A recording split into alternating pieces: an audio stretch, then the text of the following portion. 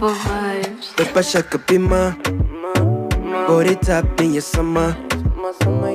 Abjimje mufungo, ni six packs mukurura.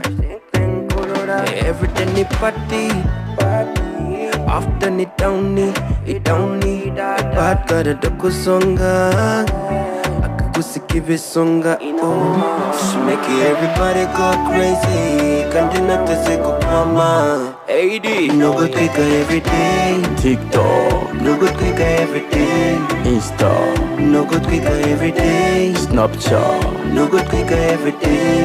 Twitter, no go take her every day. Imboga ziratwika, no go take her every day. Osara atomika. She says she wanna pull up on me. Oh, get down with me. She wanna do the dirty one. I wanna wa Akalika niko kamutwika. Abamukanga n'abashaka. She does it, the dirty one. Physically fit, yatangi punan. She does it, the dirty one. Physically fit, yatangi punan. She make everybody go crazy. Kandina teze kupama. Muhammad, no go take her every day. TikTok, no go take her every day. Insta, no go take her every day. Snapchat, no go take her every day. Gonna go tweak her every day. No go take her every day. Aha. No go take her every day.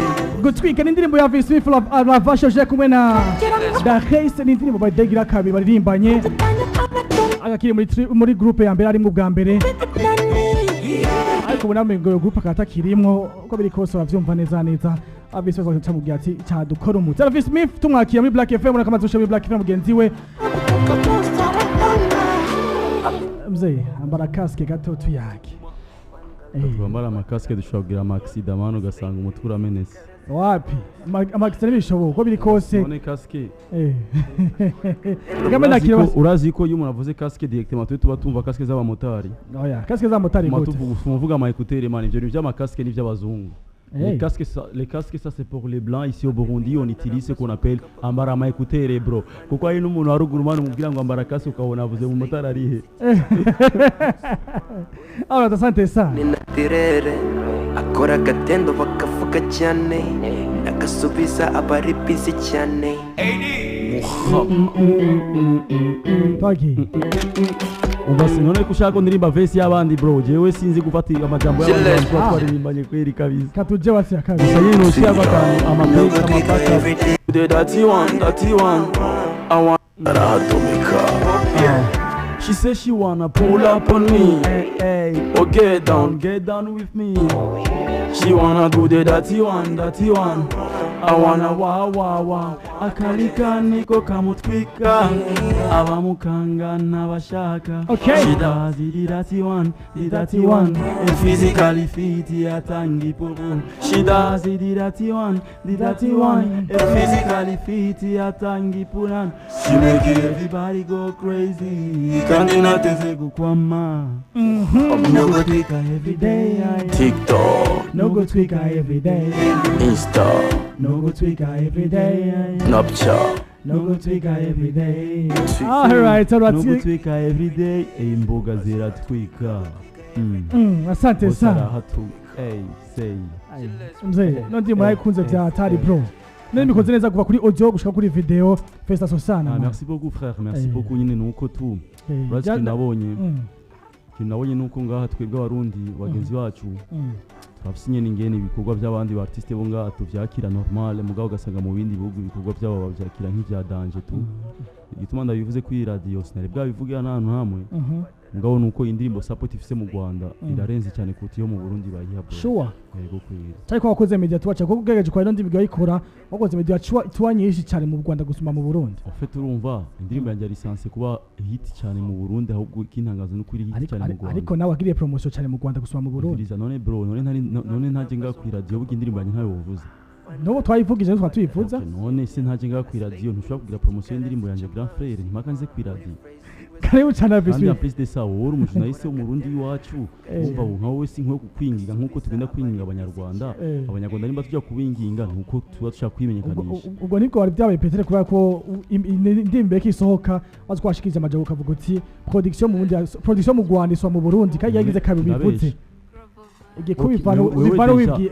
wewe deja nk'umuntu kandi we warigeze kuba umuririmbyi bro umaze kumbwira ati indirimbo ni nziza kuri audio na video urumva yuko audio wamaze kuyemera Godfrey kandi wigeze kuba umuririmbyi urafite oreille musicale urinzi ubona wewe indirimbo ikwemeza bisigura ko ibiri nziza bro merci niza mugabo ngira ngo ntisumba zahahiye umviriza hariho ko mutandukanye ibintu bibiri hariho bonne musique na hit song hariho good music na hit song hariho indirimbo nziza na hit hahiye ni hit urumva turajyana ni indirimbo nziza uratahura ni na hit kandi ni na hit mugana indirimbo y'ibihe byose ku buryo n'ubu uyumvise uba wumva sha indirimbo kabisa iraryoheye ugutwi sinzi ifu gutandukanya hit ni indirimbo iryoshye ni ibintu bibiri bitandukanye voilà ariko kandi tukirenga gatoyi zo turafashanya kumbure nk'umuntu avuga ati mbega none no bitandukanya gute nkajewe ariho nkivyumva ubwa mbere par exemple good song na hit song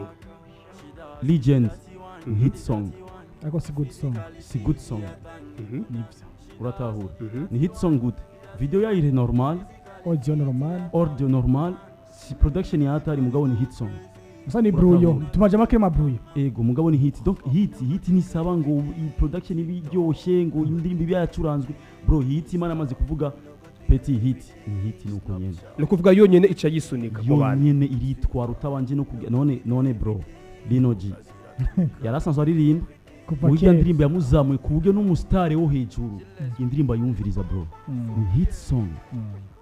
ni hit song fuko mutandukanye okay umviriza nk'indirimbo biranduhura kuba numva yuko good song bro ku buryo nuno musi yumvise uvuga indirimbo iraryoshye mona yaranayipostinze igihe aravuga indirimbo burya sinenda yizi imaze igiye kuva imaze wita mugabo nubu ndiko ndayumva ikantora mu rukundo good song merci asante sana Alvin Smith turi muri Blackfm ariko na mugenzi we ndamuikaze karibu cyane boss umeze neza egera microphone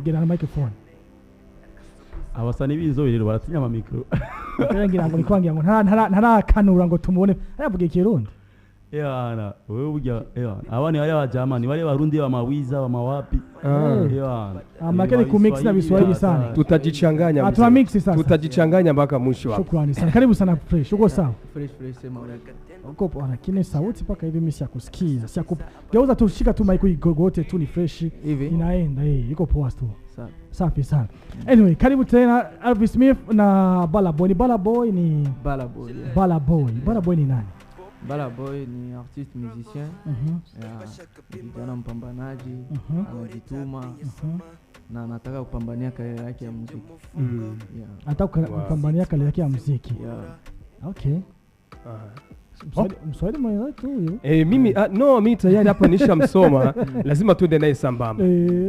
Lazima tuende naye sambamba. Kwenye kazi nikitazama huku, wewe ni mtu unaonekana kwamba hauna aibu sana kwenye hii video. Ila kwa studio mbona bwana vingine vitu vinakwenda kimtindo. Au ndio umemsikia bwana mkubwa? Alikusikia woga sana. Bon en fait huyu jamaa anaonekana kaiko timide ona bro ça va. Hatari ni karatire kago. Hiyo karakteri sasa pako vitu mshakuwa msanii mzee unapaswa kula nyuma. Msanii unapaswa kuwa na ni macho. Tu comprends ce que je dis quand je dis macho? Ya man unakuwa mtu iko clear. Pana kuonekana kwa bleble. Sino na imagine utatoka hata hapo nje wakwambia una bro. Wao imagine. Watamunyiganza huko ngambo. Hatari fine. Anyway. Leka jenga liko kuri video gatoyi. Ni video ubaneza kuanza icyambere irimo ikintu bita creation cyane byatari. Ariko kandi nashaka kumenya iyi scenario mwayiteguye igihe kingana gute. Kuko ndiko ndabona ko bana hari ibintu byinshi. Kutwereka ibintu by'ugwagwa, kudutwara mu biyeri, kudutwara mu maboate. Kudusubiza kuri piscine n'ibintu byinshi birimo aka kantu kakabijya mwashizemo kugira mushobore gutondeka ati na guke nyakugira imana byafashije kingana gute bon en fait urumva indirimbo twarayikoze yitwa Soma Rusose twe tubashatse kuririmba ibintu vya culture nyene urwaga urumva urwaga ruri culture urwaga ntago ruva hanze urwaga rukorerwa ngaha mu Burundi nyene kandi nta maproduit menshi bashiramwo izo nka brarudi nyene ayo maproduit shira mu biyeri ibiki ava hanze urumva urwagwa iba ari 100% naturel urumva nyine ni ibitoki urumva barabikanya urumva ni ikintu kiba gikozwe n'amaboko kandi n'umurundi atakindi kinasizemo rero ndavuga ati kubera abantu nyine batumenyereye nk'uko tubavuze twe turaba artiste ife ko tuzatorima amasije atandukanye that's why niyo idea nayimuhaye namubwiye ati wowe kubera utaramenyekana kandi ukaba uje kurimbana nanjye je sanzwe ufite izina ryanje rero ikintu cya mbere ukwiye gukora ni uko ukwiye gufata abarundi before gufata abanyamahanga rero turirimba indirimbo y'ikirundi kabisa byagufasha kuko iyo kumva abantu bose ko indirimbo mugwagwa mu rugombo boyivuza ahantu kuko ugwagwa urumva ugwagwa niyo normalement mu migezo y'ikirundi n'ibiyeri ntibikwiye kwitwa ibiyeri babyita ugwagwa yakayoga nyine n'ugwagwa gato namubwiye ko turirimba ibintu déjà comme ça kugira ngo bishobore kugupermettre wowe kugufasha bishobore kuboosting ma propos video genre twashase kwibaza kuri audio dukora ibintu kuko nta kuntu twaririmba ugwagwa amacyo tujya nko muri boîte nka Crystal ngo dukorereyo video urumva ntibijanye ntivyari sinorimba ugwagwa ngo amucu mbona ngo ufise ama whisky ngo twiterese nono donc twategeza gukora video ijanye n'ivyo turirimbye that's why tuvuga reka tuje ahantu hameze uku dukore n'ibintu bimeze uku voilà c'est ça wow bana mani kuri zino baraganyata ndiko ndabona amaso yiwanye ndabona ko baraganyata bisigura yumva rero ntaco nzi nagiye we muto nukuvuga nibigeye bakuri binini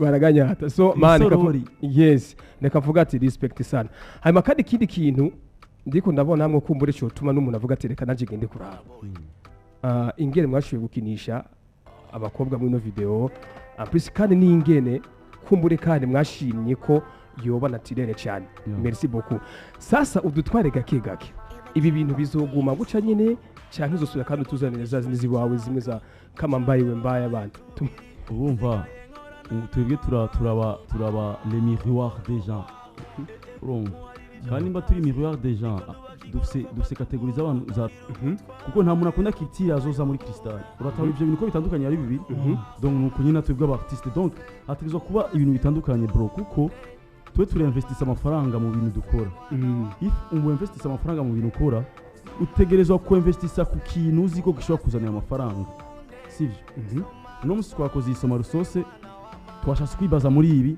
ejo tuzokora gutwika urumva gutwika bijanye n'ibintu bigezweho urumva nyine umuntu tuzwa kuri ibintu bitandukanye bivanye n'abantu urumva kuko ari nk'abantu tizo batanywa igwagwa banyama whisky urumva ntitwovuga ngo ugwagwa ngo tubatware muri ntuzeye urumva hari abantu usanga swat ni nk'indirimbo ugwagwa ntiwivuza ku muntu ari muri Paris bari kunywa ama whisky amaki no bijanye bro urumva iyi ijanye n'indirimbo za inzoga nyinshi abana benshi uno munsi ni pare kuko nta party yo mugwagwa mutamu murabitaho nubwo ihabe hariya ibe yisangije bari si handi ngo azwara amashoti mugwagwa nibibaho graphe that's why rero ndakubwiye no musitwara imbyugwagwa ejo tuzoririmba ivyingingi ejo tuzorimba ivyimitwe ejo tuzorimba ivyimigere nuko nyine umuntu atezwa kugwanisha hose peut-être iya ndirimbo y'imigere ni usanga iranzaniye isoko cyangwa ugasanga soma rusose iranzaniye isoko nyine donc umuntu ugenda uravomera zose ntubuzizo kwa mavuko uyu mu actrice mwakinije ngaha anyi mwamukuye he kuko ndiko ndabona ko atari umuntu asanzwe cyane ko kandi ni umuntu kumbura amenyereye cyane ibijanye n'amasinema uno mwigeme ni umurundi ni umunyarwanda ni umukongomani ni wapi baba winaye bose n'abarundi mugabo urumva abantu bose babazi ku actinga kivodo ahubwo umuntu ntabazi nyine cyari nyine kuko urumva twese mu bintu tujyamo bya muziki twabitanguye nyine tugira tugwana mugabo urumva haragege nyine ubyisanga mutu iyo mu actrice ashobora kuba meme atabizi urashobora kumugida ukamugira uragira agafama bisubiramo gatatu kane ngo ugasanga arabishoboye ugasanga muri kamera cyaboneka nk'umuntu ari professional alors que usanga muri video nitwe twamugize turamugira ahazubwira kuvala c'est ça asante sana eke kivodo Alvin Swift amumenye cyavuze byinshi ariko utamenye cyane ni mugenzi we sivyo Alvin turashaka na nyine tumumenyere kubisigura mu kirundi kugira ngo nyene public yose bitaho kumbure unya bisigura mu Giswahili bomsa nawe nyene public y'Igiswahili bitaho parce que turi muri East Africa community foko tuvuga n'ururimi rwari rwose indimi zine kamama Kivado mimi na kwa msanii wetu hapa Bala Boy yes boss akisogea mikrofoni ndio utakuwa fresh vizuri. Bona sapa hapa kuna nini hakuna mai munipe mai mimi nasikia na kiu yaani. Tuko live hapa. Kama mliko mramvugisha chale mali adajote. Walisema sana kama ndugu wetu hapa anayasema. Anyway Bala Boy hii nyimbo yako uliimba na ujamaa Alvin Smith ilikufikisha wapi kama wewe kama Bala Boy? Mimi kama Bala Boy naona ni mwanzo mzuri. Na inazidi kunifungulia milango, napata gem nyingi. Na ya kwanza unaona hapa ma interview manini ya. Ulikutana kwanza na Alvin Smith. Mlikutana kivipi ilikuwa lini? Alafu kaongea vipi? Yetu mlikutana ma circumstances yenye iko ya muziki. Ya tukajenga ujamaa na kisha akaenda na niongoza polepole na jinsi nikaenda namjua na ndio nikamsogelea ukaribu na akanipatia chance ya kuimba naye. Na nikikusikiliza kwa Kiswahili uko sawa, maana yake wewe ni mtu wa town kweli kweli 100%. Ila kwenye ngoma huko nikikusikiliza vile vile kwenye ngoma ya taifa ni wakuona Mr Champagne. Hatari sana. Ili kuchukua muda gani kuweza kuzoea kuimba hilo kwa sababu kuna gisi Kirundi kinakuwa kizito sana kuimba. Na wakati wewe si mtamshaji wa Kirundi, wewe imekuchukua muda kiasi gani? Hiyo tumefaa usiku moja. Kwa kuimba nyimbo au mu video? Kwa kuimba nyimbo. Tumefaa usiku moja na tukamaliza. Ya ma pronunciations man nilikuwa nashindwa kabisa kusema napita namwachia yeye. Ndio kuandikia kila kitu. Nimemwachia yeye afanye vya Kirundi unaona.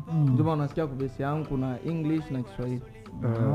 Na Kirundi kidogo. Ariko quand même chorus ni yaririmbye mbwa même si byagoranye urumva amaxa urumva mu Kirundi hari amaxa aigu amaxa grave urumva sa rero uyu mujama aksa nyene ebana yaramugoye kubugi chorus bugi yaratugoye cyane kuburyo nabumbira wumva bro bisubiye kwa nka wocu utaha tu charambira bro we bana reka basindiri mnikambe ona we imba tu Kiswahili mzee wosi jikorogi mwanze kujitrakase nini we imba Kiswahili chorus acha tukamatika ni masaa 3 nino fumu igerageza mu Kirundi that's why nyene nabonye umengo je sino rimba chorus kandi ndirimba riguiwe tura ndamugira aririmbe nyene tungabo ni bisanzwe ariko Alvin asante sari kumugabe je kazo mfise ni kamwe uri muri byakomeye cyane gushika no saha ufise hit nyinshi ufise abantu bisha kurikirana ufise fan base nini gose gushika no saha umaze gukora byinshi uririmba no muririmbyi ubona ko gitangura cyane shaka kumenya ubwo bucuti bwa busigo bwashaka kumenya ubucuti mufitane we ndi wo muririmbyi ni business mwakoze cyane ko kumusupporting imba musupportinga ni ya target umva grand frère je music yanje ubu je ndiko nakora music international isigura iko je ama collab ndiko ndakora n'abantu bo hanze gusa nta nindi collab zobona je savye umuntu wo mu Burundi kandi sikuvuga ngo nagasuzuguro no mu Burundi ndamaze kubaka izina donc aho bigeze fo iko Burundi babumenya no mahanga that's why wabonye nakoze collab nyinshi mu Rwanda ubu ngira mve mu Rwanda ngira nje Uganda hari ndi mu ngira sore vuba no mu Uganda donc sasa rero aho ngeze jewe ndiko nakora music international sigura yuko sasa aho ngeze sindiko ndakompeta kandi n'abaririmbyi yonga sikuvuga ngo ndabaruta kuri jewe la vache sindiko ndakora kandi music yonga mu Burundi ahubwo ndiko ndakora music iyi international kubugi bashobora kumenya Burundi sasa rero kukaba nkako nacivuga ati nkuko jewe ahangeze nafashije n'abantu benshi donc ubu je ndibaza ko ndashobora gusupportinga zina umuntu wese afite talent kuko ndamusupportinga atera imbere ko na jewe for free ego ko je target yanje usinga ubu je ndikunda targetinga mu bindi bihugu that's why sai rero gufasha umuntu wonga simona ko ari kibazo ko je ndafasha amagati nimba atera imbere nimba byanka mugabo nyene bazovuge ebana kanaka kabisa yaramfashije yaranzamuye ko jewe ubu vyumvo byanje aho bigeze ni kuindi ntamba Mamtoni yego kwiye yes kwenye video nimemwona muigizaji mwanamama ambao anaifanya kazi ya uigizaji kwenye club au kwenye kundi la Game and Vision pande za Kinama yule mama mnene hivi mweupe ule mama yetu kwa nini kumuigiza ule mama ndio ilikuwa scenario hivyo imehitajika tuwe na mama mwatatupokea wakati tunatoka town ya ndio katubiji awe hapo wow bon en fait sinzi ko mumvise sujet y'indirimbo ni kwa kuntu nyene umuntu usanga disons nka jewe ukuntu mva mu buterere narageze mu muji usigaye mba amakati yarenze sigaye nambara neza nyine Imana yampezagiye imodoka nziza amavuta yaramfashe mugabo urumva amavuta nanjye nafata umuntu ameze neza kuko wisize amavuta ukenye ntabwo ashobora kugufata man kandi usanga guma wisiga amavuta kanga rero gacu usanga dusubiye mu buterere ngiye kubishima kuri umva jiwe jiwe lavashe original jiwe no kuri radio Blackfm barantumira mugabo abantu bakavuga aho yareka shagwa no gwagwa wewe hajya nyine ufite niyo subject y'ivyo bintu twashatse kwerekana ingene hari abantu bava ruguru bakaje bujumbura kondera amafaranga ugasanga nyene Imana muhezagiye aratera imbere akasubira hariya kugira yemeza abantu donc nivyo niyo scenario twashatse gukina ngaha ya donc kwa kunige nubabwira abantu ubona arateye imbere ashaka mose ndabateza imbere umugenda bayi inka zibiri nyine bya bindi nyine abantu nyine uva nagace bavuga ati wapi batubesha wapi izo ni inzoga shazi kuvugisha nyine kubera urumva nk'umuntu wa ruguru umva dizo abantu wa ruguru aho abantu baba bazi kuja ku radio n'ikintu cyatari mugabo urako twebwe twamanga rero iyo ugiye ari umugenzi wawe akakubwira sha jewe naragiye ku radio musuma arashobora kuvuga jamais kuranye kuya kuntu kibano cyakongerese akakubwira ukamwemeza ko wagiye kwa kanaka akakubwira jamais wowe kanaka mu muzinanye muhurira kwa kuntu mu muzinanye voilà donc niyo sije twasase kubwira aussi ya ibintu by'urukanwa naho nyine kule kwenye uandalizi wa mambo wakati mlikuwa kule kwenye kushuti kazi bila shaka kazi haiwezi kumalizika bado hujasikiliza kwanza hata kidogo. Nitaka nijue ulijaribu kutumia hii pombe yetu ya kiasili ukasikia utamu wayo? Yeah, nimeonja kidogo, tumeelewaga hata. Jana utabesha. Akapigana.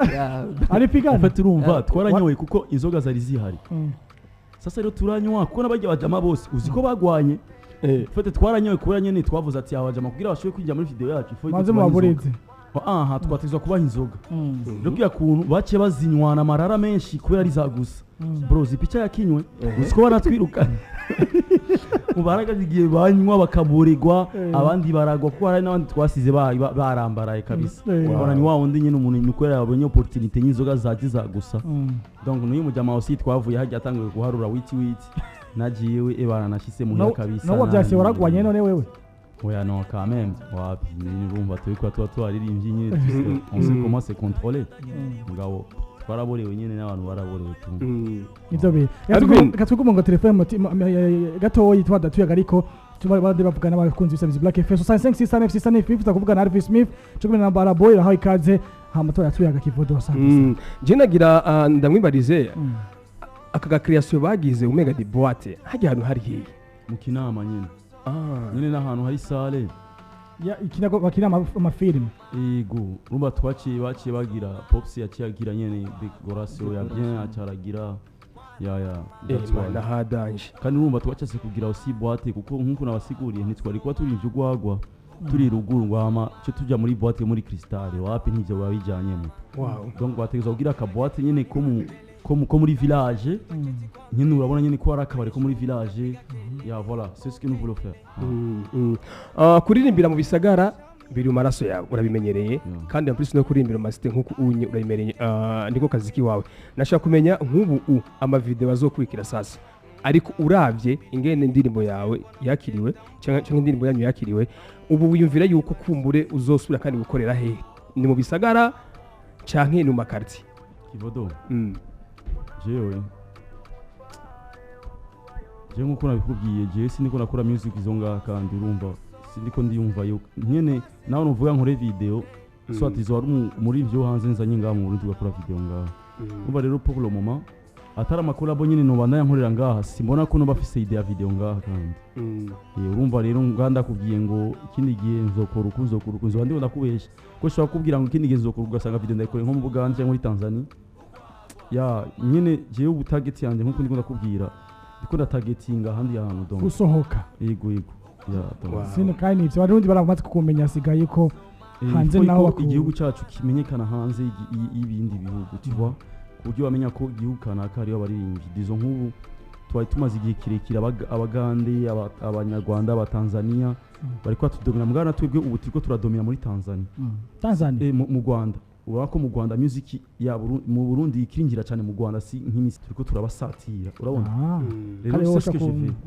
kandi sinzi ko ubyumva music yacu twatangwe gusatira geje ntangura kurana bwiza uharura amakolabo yari mu Rwanda before yajewe na bwiza y'abanyarwanda n'abarundi ntizari zihari zakera gose mugabo genda umuntu wa mbere natanguzana polemique entre u Rwanda no mu Burundi ku ndirimbo ya Jena bwiza mejeje Double J na Kiriku bacha barasohora ya Double J na Kiriku na Brice Melody yaje mu nyuma ya Jena bwiza yakurewe mu Rwanda hacaza izindi zaba dramati mu Rwanda urabitahura no cyatangura kuja polemique n'abanyarwanda bacatangura kuza barasaba makuru bino bacatangura kuza bagira ama concert voilà donc c'est ce que c'est ce que je veux aussi no mu bindi bihugu grand frère Ada message mwivuga iti mu message ndiko ndabona ngaho yashitse ivuga iti bega nina cyaye mu Burundi timutwaze Alvin Smith nitwa Cedric Komutakura reka fe kwishira mugabo ngaha batumigo bari ngaha ni Balaboy na Alvin Smith umva nta nari ngaha mu kandi nari ntago ari umuririmbyi yabajije umugore wanje urumva umugore wanje nta simuririmbyi bro mugabo reka tunda kwishura yaragiye mugasi nashase kubigaragaza nyene nkuko namwe ndabikora kubera burya nasanze abantu bari compliqué ari concert nagiyemo abantu batangura gusaba Nirna man ndafata mikro ndavuga yo Nirna numuririmbyi muri ko murasaba nga kuri stage ngo dushaka Nirna cyanda deposa mikro asindamubwira reka Nirna zabaririmbira indirimbo zanje zose ko nimba mumaze kubona yuko Nirna ari we mukeneye ngaha Nirna koriki Nirna n'umugore wanje Nirna sumuririmbyi man Nirna sumu queen video yinjya muri video z'umugabo wiwe gusa sumu vixen video urukumva rero ifu ko abantu ba difference entre muririmbyi n'umuntu azwi urumva ifu ko ivyo bintu babihagarika sivyo ni nashase kugashiramo kubera muri iyo concert baramaramaje cyane ko nta kuntu je nongiye kuririmba mwatumiye giye ukacuvuga ngo dushaka Nirna urumva aho nta gaciro muba mumpaye man muhaye agaciro umugore wanje araririmba umugore wanje mose mumenye kubera jewe ubu no musi uko shaguha agaciro umugore wanje kuruta jewe ari je mwatumiye donc tumira umugore wanje rero azabaririmbire no narababwiye yo ni manque de respect frère ego umugore wanje arakunzwe kandi namubwiye kuya mu mukunde nuko mwabonye ingene je ndamufata neza nicyo jaba premier kuko yabaje ndamufata nabi ntimuri kumukunda asante sana rero ifu ko batandukanya s'il vous plaît asante sana Blackfm allo oui salama neza Vanessa oui urameze neza ndameze neza nawe ego ndashimba ndamukiza atumire bamukiriza bose yambu namahoro ni sawa vraiment amajewe ntacyo bise mvuga ariko nzifatanya nawe asante sana urakoze cyane merci Blackfm hejuru hafi y'Imana gato ku birenge byayo ku maguru yayo kabisa no twibera hafi y'Imana merci beaucoup sawa asante sana kandi umurivyi turi kumari single abana babimenye bazi barabimenye aba batumwe ko tujana ubona yuko baca bazana ikindi kiganiro mu gisata cy'igiswara ariko on ndabwira yuko tukikumwe na Alvin Smith la voix kumwe na Balaboy ubona ko twatubwira DJ kendirimbo yabo soma rusose soma rugiriki soma rusose ko mutwenze murantwenze ofete urumva ikintu ntwenze ni ingene uyo musista yarafise umutima wo guhamagara nta byinshi yashaka kuvuga mugabo